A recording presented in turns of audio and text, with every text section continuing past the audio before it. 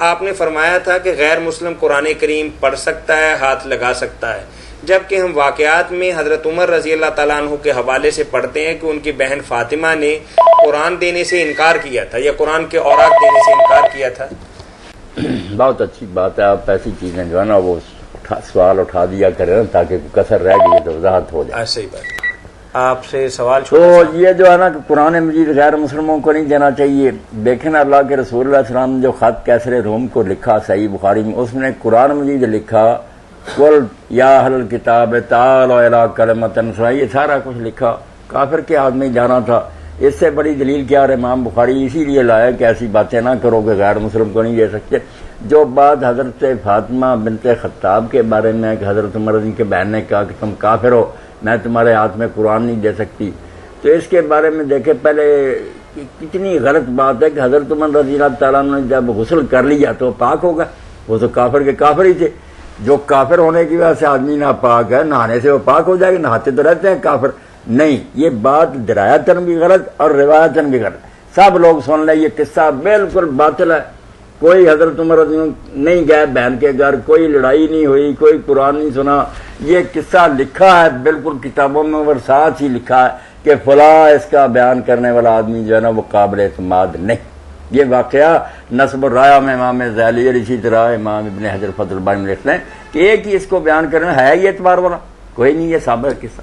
حضرت عمر رضی اللہ جو مسلمان ہوئے وہ سبب اور ہے، یہ کہانی مشہور ضرور ہوگی۔ اب آپ حیران ہوں گے کہ مولوی صاحب نے کیا کہہ دیا۔ اگر سیرت النبی اردو میں مل جائے شبلی نعمانی رحمۃ اللہ، وہی کم از کم آپ دیکھ لیں، تفصیل سے بتایا کہ یہ بات کوئی نہیں، رد کیا اس کو۔ مسلمان کیوں ہوئے تھے؟ چلو اگر نہیں آئی کال تو وہ کال نہیں آئی تو حضرت عمر رضی اللہ کہتے ہیں کہ ایک دن مجھے نیند نہیں آئی، میں حرم شریف کی طرف نکل گیا کہ وہاں کوئی شراب پینے والے دوست ہوں گے تو ساتھ شراب ہی پیئیں گے، باتیں کریں گے، اس وقت غیر مسلم تھے، تو وہاں کوئی ساتھی نہیں ملا اللہ کو جو منظور تھا۔ میں مسجد کی طرف گیا تو اس وقت سرکار رسالت مآب علیہ الصلوۃ والسلام نماز پڑھ رہے تھے تہجد کی، اور قرآن مجید پڑھ رہے تھے ذرا اونچی آواز سے، سورہ الحق کا تلاوت کر رہے تھے۔ مجھے بھی موقع ملا، کوئی اس وقت نہیں تھا، نہ شرارت کی کوئی نہیں، سننے لگا۔ سنتے سنتے نا میرے دل میں آیا کہ یہ سب شاعری، یہ باتیں تو کچھ بھی نہیں ان کی حقیقت، مگر جیسے شاعر بے حقیقت چیزوں کو بھی اپنی شاعری سے سمجھا دیتے نا کہ جیسے سچی ہے، ایسی باتیں اور کوئی نہیں۔ تو آپ نے پڑھا ما ہوا بقول شاعر، یہ شاعر کا کلام نہیں ہے۔